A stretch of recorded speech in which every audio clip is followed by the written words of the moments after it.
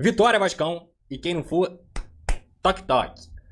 Deixe seu like e ative as notificações. Vamos falar bastante sobre essa vitória do Vasco da Gama em cima do Red Bull Bragantino por 3-0, com 2 gols do Pirata, Sayuruca, e 1 do GB, para conseguir somar mais 3 pontos para o Vasco na tabela. O Vasco da Gama, que é o 8º colocado do Campeonato Brasileiro e, pasmem, é o líder do retorno do Brasileirão. O Palmeiras está jogando agora, inclusive, com o Cruzeiro, um 0-0 até o momento, 43 minutos. Inclusive, já teve até lance polêmico de arbitragem. O Gustavo Gomes, na minha opinião, deveria ser muito expulso.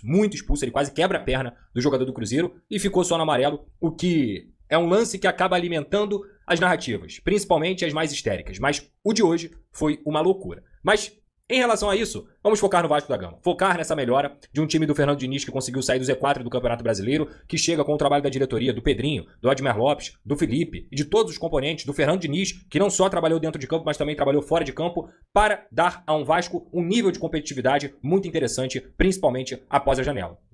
Robert Renan e Carlos Cuesta somam mais uma vez um jogo sem conseguir tomar gol. O Barro chega ao seu 11º jogo sem saber o que é perder, muito pelo contrário. O Vasco não tomou gol nos últimos 3 jogos. O Vasco venceu por 2-0 os últimos 2 jogos e ia caminhando para um 2-0 novamente, mas fez o terceiro na belíssima jogada de Carlos Andrés Gomes, que é outro jogador que chegou nessa janela de transferências e que já está totalmente adaptado ao Vasco da Gama, crescendo de rendimento, mostrando para o que veio e com certeza evoluindo o colombiano com o jogo do Fernando Diniz. Então, cara, a grande verdade é que hoje o torcedor vascaíno já não precisa mais ter medo.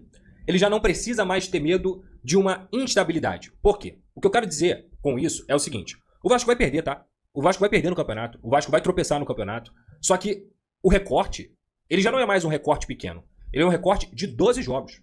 Nos últimos 12 jogos, o Vasco venceu 7, empatou 4 e perdeu apenas 1.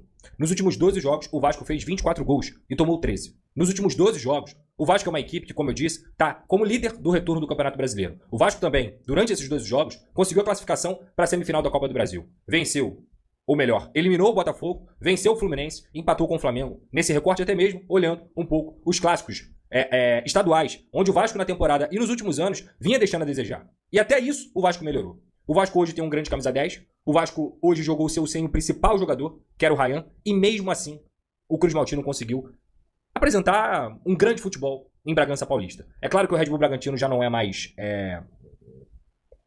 uma equipe tão forte como foi no primeiro turno, é uma equipe que oscilou bastante, é uma equipe que sem dúvida alguma deixa a desejar pós-Copa. O Vasco é o contrário. Então não é qualquer time que consegue meter 3-0 lá em Bragança e o Vasco conseguiu. Então, cara, assim, o que a gente tem que deixar claro é que não tem mais como você ter medo de afirmar que esse é o melhor Vasco desde 2012. Teve o Vasco de 2017, em que o Vasco se classificou também para pré-Libertadores. Aquele Vasco do Paulinho, do Douglas Luiz, do Nenê, do Anderson Martins, do Breno, do Martin Silva, tinha o André Rios também. Enfim, era um Vasco que tinha bons jogadores. Mas como consistência, como grandes resultados, e ainda mais no futebol mais atual, digamos assim, pensando também em Copa do Brasil, já que essa equipe conseguiu chegar a 2 semifinais seguidas, eu não tenho dúvida de afirmar que esse é o melhor momento do Vasco nos últimos 13 anos. Primeiro porque o Vasco vem com uma espinha dorsal de 2024 para 2025, capenga um pouco nesse início de temporada, até porque a linha defensiva do Vasco era uma linha defensiva comprometedora, com o João Vitor, com erros de Hugo Moura, com erros de Lucas Oliveira, de Lucas Freitas, de Lemos, entre outros. Piton também errou bastante, e isso tudo tem a ver com as companhias, eu não tenho dúvida, mas quando chega Nuno Moreira, impactante. Quando chega Carlos Andrés Gomes, impactante. Sistema defensivo, Barros, Cuesta, Robert Renan, impactante. E o Vasco ainda começa a ter mais peças de reposição, porque são essas peças que fazem o Vasco, por exemplo, conseguir manter o nível do segundo tempo. Hoje entrou o Matheus França. Hoje entrou depois o David. Hoje o Verratti foi o titular na ausência do Ryan, que sem dúvida alguma é um dos melhores jogadores do futebol brasileiro. E mesmo assim o Vasco conseguiu uma vitória consistente, merecida, equilibrada. Então a adição do que aconteceu na segunda janela, com o trabalho do Fernando Diniz, que com a bola já vinha sendo desenvolvido, ela foi crucial para que o Vasco pudesse encontrar o equilíbrio dentro do Campeonato Brasileiro, dentro da Copa do Brasil, dentro da sua temporada, e hoje não tem mais motivo para a gente poder negar o que são fatos. O Vasco pratica o esporte chamado futebol. Isso é indiscutível. E hoje no Brasil, são poucos times que jogam tanto quanto o Vasco. Pouquíssimos. Eu diria que Flamengo, Palmeiras e Mirassol. O Cruzeiro tá ali. Depois desses times, é o Vasco.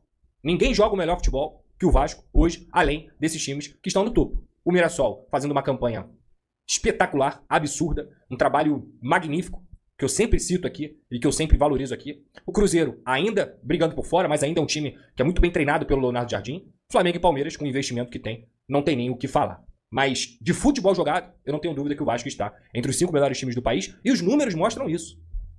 É o 4º melhor ataque do campeonato. 48 gols marcados. É o líder do retorno. É um time que vem massacrando todo mundo, dos times mais fortes aos mais fracos. Claro que teve aquele tropeço contra o Palmeiras quando o Vasco não tinha o Barros e o Cuesta, e isso fez muita diferença, porque a derrota do Vasco foi liquidada em 3 erros individuais rapidamente. Tirando isso, quando o Vasco tem o seu elenco, principalmente do sistema defensivo, à disposição, o Vasco compete com qualquer equipe do Brasil. Qualquer uma. E não tem nenhum absurdo em falar isso. 49 gols? 49. Obrigado por me corrigir. Então, cara, assim, é até engraçado porque a gente não tá acostumado com isso. O torcedor do Vasco que acompanhou o clube nos últimos 15 anos, digamos assim, ele não tá acostumado com isso. Ah, Pedrosa, é muito pouco. Cara, o que eu mais odeio hoje é fiscal de alegria, fiscal de vitória, fiscal de um torcedor que tá feliz com o momento do seu clube. E no meu caso, não só como torcedor eu tô feliz, mas eu tô feliz como jornalista, como analista. Desde que eu comecei o meu trabalho cobrindo o Vasco da Gama, desde que eu comecei o meu trabalho na cobertura do Vasco da Gama, a única coisa que eu sempre falei aqui é, cara, eu quero muito pegar uma temporada e falar assim, cara, eu falei mais de futebol do que de política, eu falei mais de futebol do que de crise, eu falei mais de futebol do que qualquer outra coisa. E a temporada de 2025 tá me dando um presente que eu não tenho desde 2017, que é desde quando eu cubro o Vasco. É uma temporada em que eu posso falar de futebol, cara. Em que você vê um time competindo, equilibrado, sem a bola e com a bola. Que você vê grandes jogadores. Que você vê jogadores que inclusive têm nível para estar em suas seleções. É o caso do Carlos Cuesta, que é um puta de um zagueiro, do Paulo Henrique, do Coutinho, do Carlos Andrés Gomes, a fase esplendorosa do Barros, um Léo Jardim também que tem nível para chegar à seleção brasileira, um Lucas Piton que mesmo não tendo feito um jogo extremamente equilibrado, tá lá ele de novo dando assistência, e o Vasco tem um artilheiro, cara. Um artilheiro que muita gente quis usar como se fosse um item descartável. Muita gente desrespeitou o Verratti, muita gente esculachou o Verratti, muita gente passou dos limites com um cara que sempre foi líder, que nunca negociou a postura dele, que sempre respeitou as decisões do técnico, sempre deu a vida, não fica machucado, joga todos os jogos, se dedica em campo, nunca teve corpo mole e tá aí, mais uma vez, defendendo a camisa do Vasco da Gama, ele entrega 3 pontos pro Vasco. 2 gols. Chegou ao seu 10º doblete com a camisa do Vasco, ou seja, 10ª vez que ele faz 2 gols na mesma partida. Só está atrás do Romário nesse século, que tem milhares de dobletes. E tem gente que diz que não é ídolo. Estou falando do Romário, é claro. Mas o Verratti, mais uma vez, ele consegue aparecer quando o Vasco mais precisava. Porque aquilo era necessário. A preservação mental e física do Verratti era necessária. Ele precisava descansar. E ele precisava colocar a cabeça dele no lugar. Porque, tecnicamente, ele não estava fazendo grandes jogos. Ele estava falhando. Ele estava fazendo jogos ruins. E aquilo acabava, obviamente, não porque ele queria, mas impactando negativamente na equipe do Vasco da Gama. Estava prejudicando. Tanto é que os melhores jogos do Vasco acabaram acontecendo nas últimas partidas quando ele não estava em campo. Principalmente o jogo contra o Fluminense, que para mim foi uma atuação magnífica do time do Fernando Diniz. Só que lá estava ele novamente. Trabalhou, calado, não deu declaração polêmica, não deixou de trabalhar, não deixou de fazer nada o que um jogador de futebol, que é líder, que é capitão, deveria fazer. Hoje ele foi premiado com o trabalho, com a resiliência e com a perseverança, premiado. Com 2 gols. E não foi só isso não, tá? Ele não só fez os 2 gols. Ele jogou bem, ele segurou bola, ele participou com o pivô, ele sofreu falta no momento em que o Vasco estava utilizando a bola longa para tirar o Bragantino um pouco daquela pressão, porque o Bragantino pressionou no segundo tempo. Então o Pablo Verratti ele deu uma resposta muito interessante, mas com trabalho, sem se apegar à quantidade de covardias e absurdos que foram cometidas contra ele. Então, dito tudo isso, é um momento de muita alegria, cara. E o Vasco pode ainda coroar esse momento, não só com tudo que vem acontecendo nos últimos 12 jogos, mas agora com o jogo em casa, contra o São Paulo, dentro de São Januário, com a volta do Ryan, com os seus jogadores à disposição, com o Fernando Diniz também à beira do gramado, coisa que ele não esteve hoje. E o Vasco pode acumular 5 vitórias seguidas dentro do Brasileirão. Cara, isso é muito.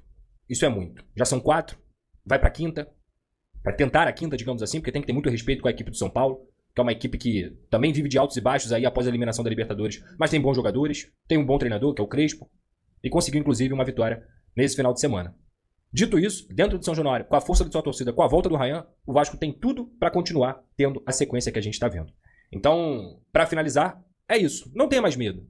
Não tenha mais medo de bater no peito e dizer que seu time joga futebol. Não tenha mais medo de dizer que seu time compete contra qualquer equipe do Brasil. Não tenha medo de dizer que o Vasco joga realmente futebol. Não é só pontuação. Não é só chegar a 42 pontos. Não é só isso. Não é estar na 8ª colocação. O Vasco joga bola, cara. O Vasco tem mecanismos para jogar futebol. Tem saída de bola, tem intenção, quando tem a bola, pra fazer as bolas longas quando é necessário. E quando é pra sair curto, sai curto. O Vasco fez um jogo hoje, sem a bola, cara. Assim, impressionante. Impecável. Vocês lembram que há 2, 3 meses, antes dos reforços chegarem, o que eu mais cobrava desse time era compactação, transição e saber se portar no bloco baixo defensivo. Eu usei até a prancheta aqui pra mostrar pra vocês. Desde então eu não mexi mais na prancheta. Como o Vasco marca hoje? Exatamente assim. Primeira linha com Coutinho e Verratti. 2 linhas de 4. Carlos Andrés Gomes e Nuno fechando aqui. Tietê e Barros. Paulo Henrique.